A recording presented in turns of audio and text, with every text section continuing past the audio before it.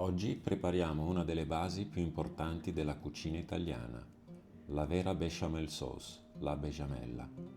Una salsa semplice, ma fondamentale, perché quando impari a fare bene la besciamella, inizi davvero a cucinare come in Italia.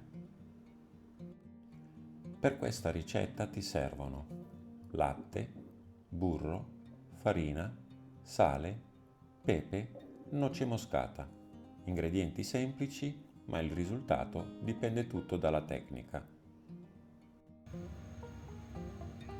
Sciogli il burro a fuoco molto basso. Non deve friggere, deve solo sciogliersi lentamente.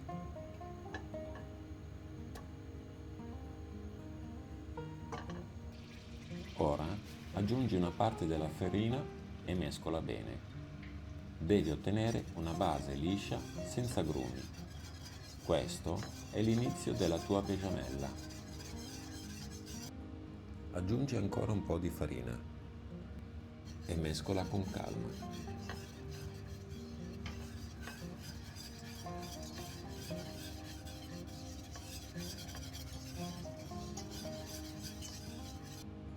Aggiungi ancora un po' di farina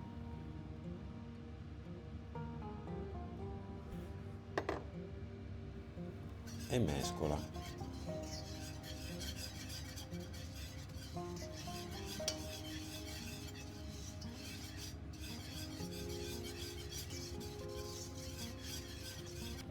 Ora arriva la parte più importante. Aggiungi un po' di latte, mescola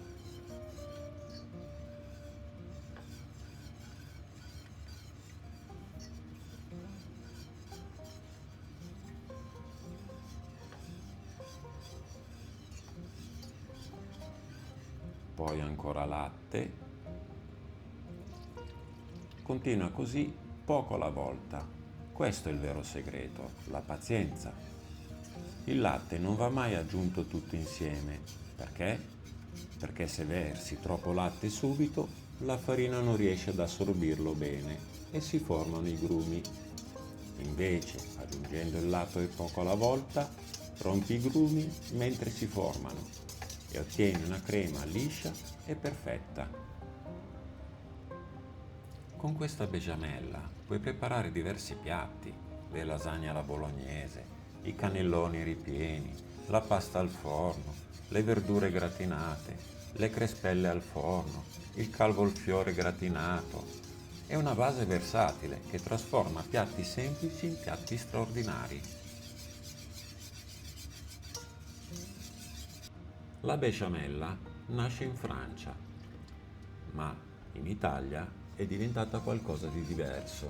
Non è solo una salsa, è una base fondamentale della nostra tradizione. Ogni famiglia italiana ha il suo modo di farla, ma il principio è sempre lo stesso: semplicità e tecnica. Continua a mescolare sempre, non fermarti mai. Quando la besciamella inizia a bollire, abbassa la fiamma. Questo è il momento in cui la crema inizia davvero a prendere consistenza.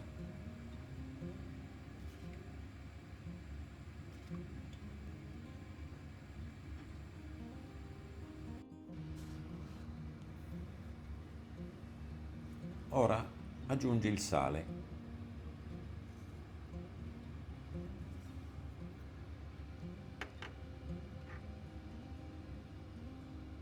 la noce moscata e il pepe.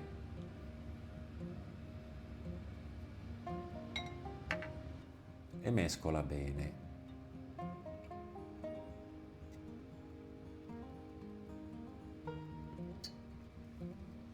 Assaggia, perché la cucina italiana si fa sempre assaggiando.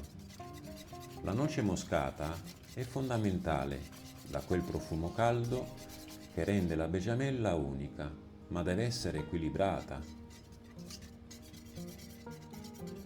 Lascia cuocere ancora qualche minuto fino a quando diventa liscia, cremosa, vellutata. Deve velare il cucchiaio o il frustino, non troppo liquida, non troppo densa. Adesso non hai solo imparato una ricetta, hai imparato una tecnica che fa parte della cucina italiana da generazioni. Quando userai questa besciamella, saprai esattamente cosa stai facendo e perché funziona. Se vuoi imparare la vera cucina italiana, iscriviti al canale Home Kitchen Italy e attiva la campanella. Ci vediamo nella prossima ricetta.